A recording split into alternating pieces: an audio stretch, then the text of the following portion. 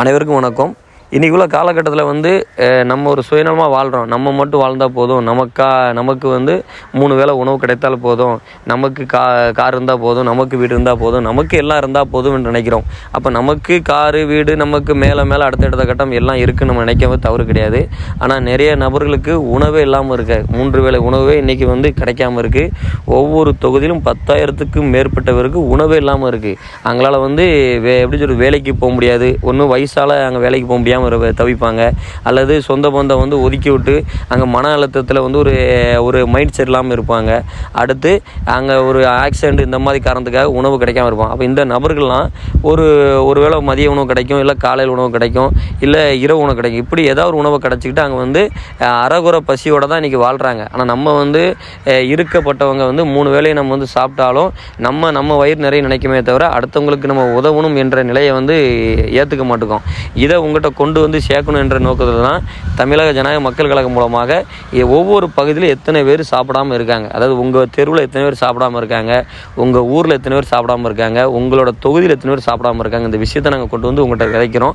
இது மூலமாக நீங்கள் உதவி செஞ்சால் மட்டுமே நிறைய நபர்களுக்கு உதவி கிடைக்கும். ஏன்னா இன்றைக்கி தனிப்பட்ட முறை நாங்கள் ஒரு கட்சியை வச்சுக்கிட்டு நாங்கள் முடிஞ்ச அளவுக்கு தான் செய்ய முடியும். ஏன்னா நாங்களே கட்சி இதாகி கட்சியில் இருக்கிற நபர்களை ஒரு ரூபா டொனேஷன் வசூல் பண்ணி அதன் மூலமாக அதில் தெரிஞ்ச நல்லுணர்வு மூலமாக தெரிஞ்ச சமூக சேவைகள் மூலமாக அங்கே தர்ற உதவி தான் தொடர்ந்து செஞ்சிட்ருக்கோம். இதை இன்னும் அடுத்தடுத்த படிகள் செய்கிறதுக்கு தான் இதை ஃபுல்லாக பொதுதளங்களில் தெரியப்படுத்துகிறோம். இதன் மூலமாக இதை நீங்கள் நீங்கள் உங்களால் முடிஞ்ச உதவிகளை செஞ்சீங்கன்னா, ஏன்னா நீங்கள் நினச்சிட்டு இருப்பீங்க நீங்கள் மட்டும் சாப்பிட்றீங்க, நீங்கள் நல்லா இருக்கீங்க நீங்கள் நினச்சிட்டு இருப்பீங்க. உங்கள் தெரு பக்கத்து வீட்டில் கூட பாருங்கள், டெய்லி ஒருத்தவங்க பட்னியாக தான் கிடந்திருப்பாங்க. ஏன்னா அங்கள்கிட்ட எதுவுமே இருக்காது. ஏன்னா சிலவங்கிட்ட இருந்தால் தானே சாப்பிட முடியும், எதுவுமே இல்லை. அவங்களோட குடும்பத்தில் அசிவாரம் ஒரு ஆள் இருக்கும், அங்கே இறந்துருப்பாங்க, அதனால் இங்கே தனியாக இருந்திருப்பாங்க. இப்போ ஒரு குடும்பத்தில் 4 பேர் இருப்பாங்க, அதில் 2 பேர் கல்யாணம் முடிஞ்சு போயிருப்பாங்க, அதனால் அந்த தாய் தந்தை உணவு இல்லாமல் இருப்பாங்க. அப்படி நிறைய குடும்பங்கள் இருக்குது. அப்போ இந்த நிலையை பூரா நாங்கள் எடுத்து அவங்களுக்கு முடிஞ்ச அளவுக்கு உதவி செய்ய நினைக்கிறோம். என்ன தான் நாங்கள் உதவி செய்ய நினைச்சாலும் எங்களாலையும் ஒரு லெவல் தாண்டி செய்ய முடியாது. அப்போ இதில் நம்ம என்னென்னா எல்லாரையும் ஒன்றிணைக்கிறோம். இந்த ஒன்றிணைத்து நீங்களும் உங்களால் முடிஞ்ச உதவிகளை சிறு உதவிகள், ஏன்னா நீங்கள் 1 ரூபா தந்தாலும் காசு தான், 2 ரூபா தந்தாலும் காசு தான். அப்போ நீங்கள் 1 ரூபா 2 ரூபா தந்து அந்த பணம் சேர்ந்தால் கூட அதன் மூலமாக அவங்களுக்கு இன்றைக்கி இந்த மாதத்தில் 30 நாள் உணவு கிடைக்கிற இடத்துல கிடைக்கும் மூலமாக, அதுவும் அரை வயிறு வைத்தா கிடைக்கும்போது அவங்களுக்கு அது ஒரு புண்ணியமாக உங்களுக்கு சேரும். ஏன்னா கொண்டு சேர்ப்பது நாங்களாக இருந்தாலும் கொடுப்பது நீங்கள் தான். அதனால் அதுக்கான தர்மம் இருக்கும். ஏன்னா இன்றைக்கி உள்ள காலம் கலியுலகமாக மாறுற காரணம் ஏன்னா தர்மம் குறையுது. ஏன்னா அன்றைக்கி பழைய காலத்தில் எல்லாருமே தர்மம் செஞ்சாங்க. இன்றைக்கி அன்றைக்கி காலகட்டத்தில் இன்றைக்கி 1000 ரூபா உழைச்சா அதில் 10 ரூபா அடுத்தவங்களுக்காக எடுத்து வச்சாங்க. இன்றைக்கி அப்படி கிடையாது. இன்றைக்கி 1 லட்சம் உழைச்சாலும் அதை நம்ம தான் அனுபவிக்கணும்னு நினைக்கிறோம். அது தவறு.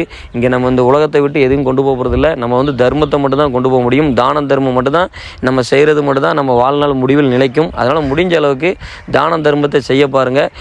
எங்களுக்கு நீங்கள் செய்கிற உதவி மூலமாக இது மூலமாக நேரடியாக எங்களுக்கான உணவு கிடைக்கும், அவங்களுக்கான மருத்துவ உதவி மற்றும் அவங்களுக்கு தேவையான உபகரணங்களை வாங்குறதுக்கு நாங்கள் உதவி செஞ்சுட்ருக்கோம். அதனால் முடிஞ்ச அளவுக்கு எல்லாருமே உங்களால் முடிஞ்ச உதவியை தமிழக ஜனநாயக மக்கள் கழகம் மூலமாக எங்கிட்ட கொடுங்க. அது மூலமாக நாங்கள் அவங்கள இது பண்ணுவோம்.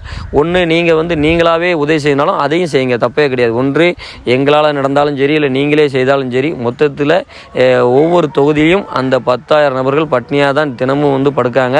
அங்கே அந்த பட்னி படுக்கும் சதவீதம் குறையணும். இன்றைக்கி ஒரு தொகுதிக்கு 10,000 பேர் பட்னியாக இருக்கும் பட்சத்தில் அந்த சதவீதம் குறைஞ்சி எல்லாருமே 3 வேளை சாப்பிட்டுட்டு நிம்மதியாக இருக்காங்க. ஏன்னா இல்லாத கொடுத்தானே ஆகணும். இன்றைக்கி நம்ம உணவை வேஸ்ட் பண்ணுறோம். நம்ம இன்றைக்கி நம்ம எவ்வளோ செலவுகளை அணியாமல் வேஸ்ட் பண்ணுறோம். ஆனால் அதே இடத்துல அந்த வேஸ்ட் பண்ணுற காசை நம்ம மக்களுக்கு கொடுத்தா, இல்லாத மக்களுக்கு கொடுத்தா அதன் மூலமாக பெரிய உதவியாக இருக்கும்.